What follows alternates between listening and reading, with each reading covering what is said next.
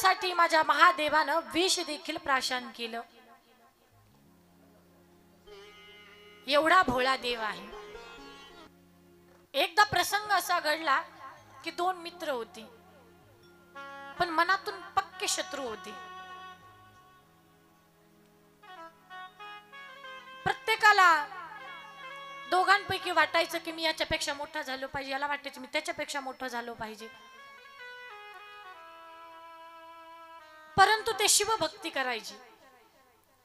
कारण असंच महाराजांनी सांगितलं होतं कथेमध्ये, सगळ्या देवांमध्ये महादेव खूप भोळे आहेत, त्यांची पूजा करा, भक्ती करा, ते लगेच प्रसन्न होतात. म्हणून एकानं ठरवलं आपण आपल्या मित्रापेक्षा श्रीमंत होऊ. तो गेला जंगलामध्ये, तिथं जुनं प्राचीन शिवलिंगाचं मंदिर होतं. महादेवाच्या मंदिरामध्ये गेला, तिथे तप करू लागला. दुसरा मित्र गावामध्ये 2 दिवस झाले पाहत होता, पण पाहत शोध घेत तोही त्या जंगलामध्ये गेला. शिव मंदिरामध्ये प्रवेश केला तर त्याला हाताचा मित्र दिसला. तो करत होता भगवान भोलेनाथाची पूजा. हा सुद्धा गेला, यानं सुद्धा डोळे बंद केले आणि हा सुद्धा म्हणू लागला. त्यानं पूजा सुरू केली. ए भोळ्या शंकरा, आवड तुला बेलाची, बेलाच्या पानांची हो. ए भोळ्या शंकरा. त्यानं भजन सुरू केलं. हे पाहिलं पहिल्या मित्रानं. त्यानं भजन बंद केलं. तो मंदिरामध्ये गेला. भगवान भोलेनाथाची मूर्ती शिवलिंगासमोर गेला आणि तो मोठ्यानं म्हटला, देवा मला पाव. आपण नाही का मंदिरामध्ये गेल्यानंतर देवा मला पाव असं म्हणतो की नाही? तो तसंच म्हटला. तो म्हटला देवा मला पाव. आता दुसऱ्याने शांत बसावं की नाही? दुसरा म्हटला देवा मला वडापाव. एक म्हणायचा पाव, दुसरा म्हणायचा वडापाव. पाव वडापाव, पाव वडापावच्या नादामध्ये माता पार्वतीचं आणि शिवजींचं डोकंच दुखायला लागलं कैलासामध्ये. माता पार्वती म्हणतात, स्वामी असले कसले तुमचे भक्त आहेत, काही कळत नाही त्यांना. आता पहिला म्हटला देवा मला पाव म्हणजे देवा मला प्रसन्न व्हा, पण दुसऱ्याला काही कळतच नाही. तो म्हणतोय देवा मला वडापाव. जाऊन द्या बरं त्याला वडापाव. माता पार्वती म्हणतात, असे कसले भक्त आहेत तुमचे? पार्वती शांत बसतो. काही का असे ना, ते माझे भक्त आहेत. माझा भक्त कसा आहे हे मी पाहत नाही, भक्ताच्या अंतःकरणातला मी भाव पाहत असतो. माता पार्वती म्हणतात, स्वामी तुम्ही पटकन जा, लई खूप डोकं दुखायला लागलंय. दोघांचा एवढा आरडाओरडा चाललाय. आता पहा, इथे माता पार्वती शिवजींना म्हणतात तुमचे भक्त असे कसे आहेत. या गोष्टीवरून शिवजी आणि पार्वतीचे भांडण सुद्धा झालेले आहेत. कारण एकदा असा प्रसंग घडला होता. माता पार्वती म्हणतात, स्वामी तुमच्या भक्तांना काहीच कळत नाही, असले कसले तुमचे भक्त. पण माझे भक्त पहा आरामात राहतात. आता पार्वती हे लक्ष्मीचं सुद्धा रूप आहे. माझे सगळे भक्त श्रीमंत आहेत, सुंदर जीवन जगतात, आरामात राहतात, सगळं काही त्यांचं व्यवस्थित चालू आहे. का? त्यांच्याकडे मी आहे, लक्ष्मी. माझे भक्त खूप चांगले. तुमचे भक्त कुठं गटारात लोळून पडतात, कुठं पिऊन घरात भांडण करतात, कधीतरी तुम्हाला पाणी अर्पण करतात. असले कसले तुमचे भक्त. पण माझे भक्त पहा. शिवजी म्हणतात, पार्वती जास्त बोलू नकोस, तुझ्या भक्तापेक्षा माझे भक्त श्रेष्ठ आहेत. माता पार्वती म्हणतात, स्वामी शांत बसा, तुमच्यापेक्षा माझे भक्त श्रेष्ठ आहेत. आता दोघांचेच भांडण सुरू झाले. शिवजी म्हणतात माझे भक्त श्रेष्ठ, पार्वती माता म्हणतात माझे भक्त श्रेष्ठ. कुणाचे भक्त श्रेष्ठ आहेत परीक्षा घ्यायचं ठरलं. आता परीक्षा घ्यायची, मूळ रूपामध्ये असं जर केले तर लोक ओळखतील, याच्यासाठी वेश धारण केलं. आता भोळा देव आहे महादेव, सगळ्या अंगाला भस्म लावलं, सगळं भस्म लावलं. माता पार्वती पार्वतीने एका म्हाताऱ्या आजीचं रूप धारण केलं. सारा असा अवतार करून घेतला माता पार्वतीने. केस विस्कटलेले, अंगावरती जे काही वस्त्र आहे ते फाटलेलं, कुठं चिंध्या बांधलेल्या, हातामध्ये काठी घेतली शिव पार्वतीने. आणि काठी टेकवत टेकवत टेकवत एका नगरीमध्ये आले, श्रीमंत राजाच्या नगरीमध्ये. नगरीमध्ये प्रवेश करणार, पण द्वारपाल आडवे आले. शिपाई म्हटले, थांबा, कोण तुम्ही? आता पार्वतीचे भक्त किती श्रेष्ठ आहेत. अगोदर पार्वतीच्या भक्ताकडे आले शिव पार्वती. माता पार्वती म्हटल्या,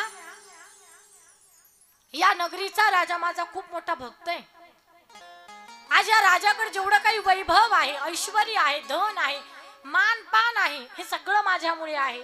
जा तुमच्या महाराजांना सांगा की एक आजी त्यांना भेटायला आलेली आहे, ते मला ओळखतात.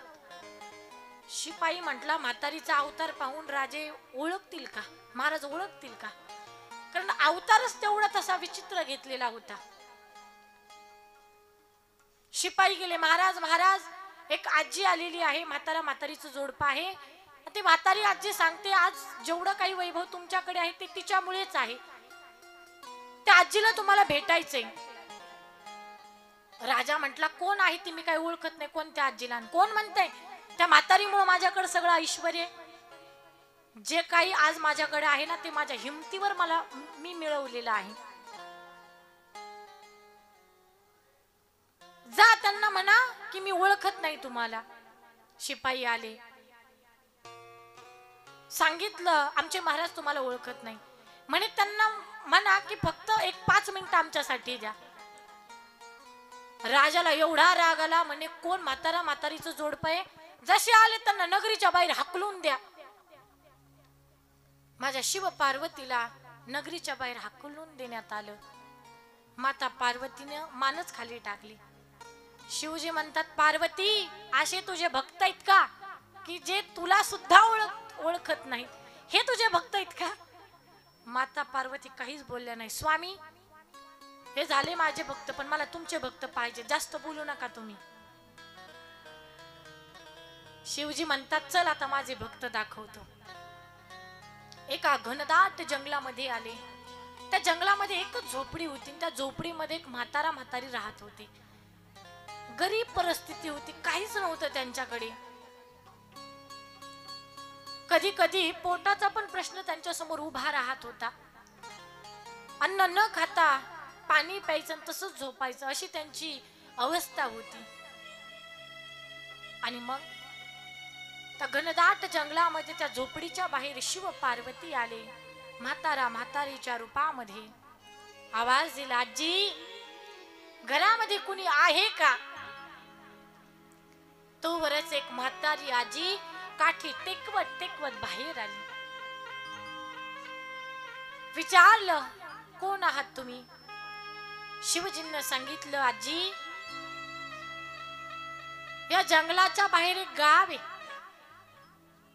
त्या गावामध्ये आमचं घर आहे. पण रात्रीची वेळ झाली, जंगलामध्ये प्राणी असतील, पशु असतील, आम्हाला पुढे जाण्याची खूप भीती वाटते. आज रात्रीची व्यवस्था तुमच्या घरी होईल का? ती म्हातारी आजी म्हटली, काहीच अडचण नाही. घरामध्ये घेतलं त्यांना, खाली अंथरलं,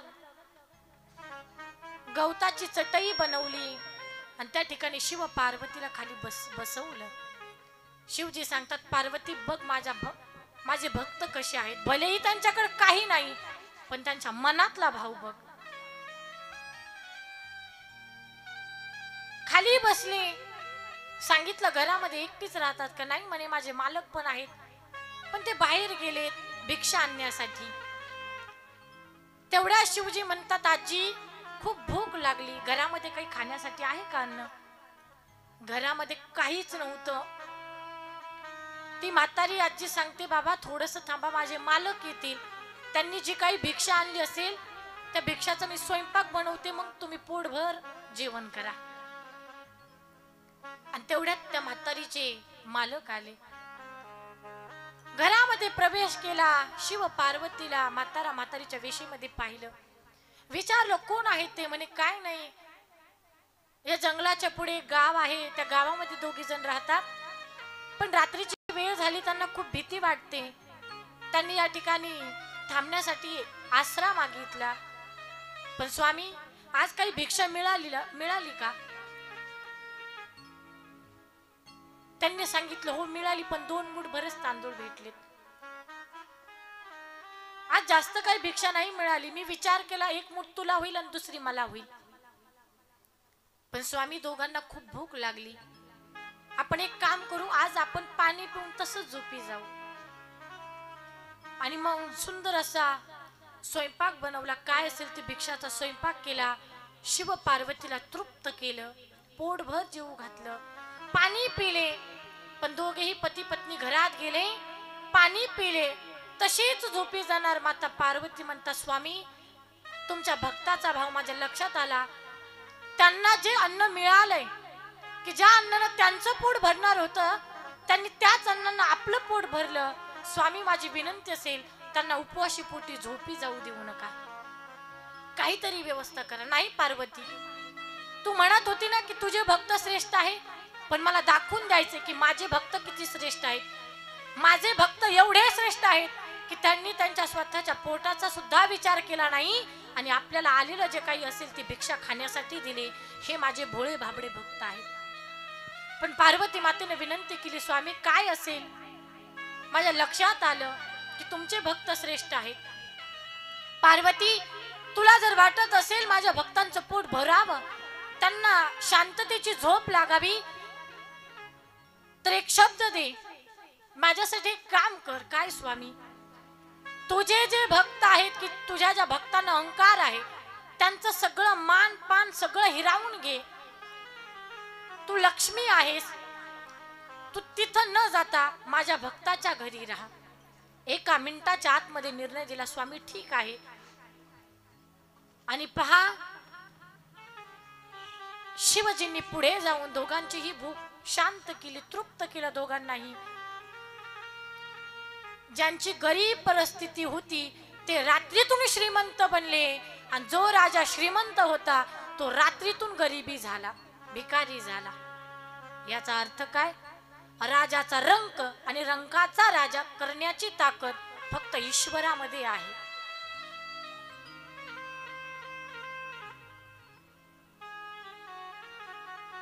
तर माता पार्वतीच्या आशीर्वादाने, भगवान भोलेनाथाच्या आशीर्वादाने रात्रीतून ते गरीब असणारं म्हातारा म्हातारीचं जोडपं जे आहे, पती पत्नी, ते रात्रीतून श्रीमंत झाले. याचा अर्थ काय? की भगवान भोलेनाथ यांचे भक्त कसेही असू द्या, श्रीमंत असो अथवा गरीब असो, पण भगवान भोलेनाथ भक्ताच्या अंतकरणातला भाव जाणतात. काही न लगे का भावाची कारण, काही न लगे का भावाची कारण, काही न लगे एक भावाची कारण, काही न लगे का भावाची कारण, काही न लगे एक भावाची कारण, काही न लगे एक भावाची कारण, काही न लगे एक भावाची कारण, काही न लगे एक भावाची कारण. तुका म्हणे आण विठोबाची, तुका म्हणे आण विठोबाची, तुका म्हणे आण, तुका म्हणे आण विठोबाची, करता बरोबरी दुरावसे दूरी, करता बरोबरी दुरावसे दूरी, करता बरोबरी दुरावसे दूरी करिता बरोबरी दुरावसे दूरी करिता बरोबरी दुरावस दूरी करता बरोबरी दुरावस दूरी करता बरोबरी दुरावस दूरी करता बरोबरी दुरावस दूरी